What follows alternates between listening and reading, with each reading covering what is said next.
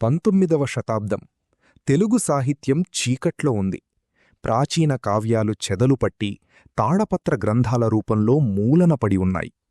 ఆ సమయంలో ఒక అపరిచితుడు వచ్చాడు. ఆయన సముద్రాలు దాటి వచ్చిన తెల్లదర. కాని ఆయన గుండె నిండా తెలుగు భాషపై మమకారం. ఆయనే చార్లెస్ ఫిలిప్ బ్రౌన్. కలెక్టర్ కోర్టులో ఉద్యోగిగా కడపకు వచ్చిన బ్రౌన్ తెలుగు మాటల్లోని తియ్యదనాన్ని గుర్తించారు.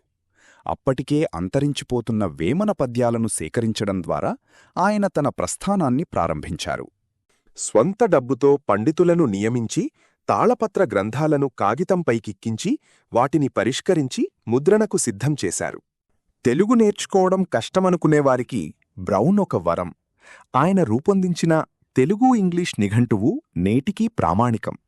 వ్యాకరణాన్ని సరళీకరించి అన్యదేశ పదాలను కూడా చేర్చి తెలుగును ఆధునిక దిశగా నడిపించారు. నేను చేసిన పనివల్ల తెలుగు భాషకు పునర్జన్మ కలిగింది అని ఆయన గర్వంగా చెప్పుకోలేదు.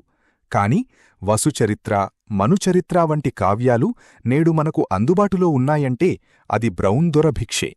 తెలుగువారు తమ భాషను తాము మరచిపోతున్న సమయంలో ఒక విదేశీయుడు వచ్చి దాన్ని బతికించడం ఒక అద్భుతం.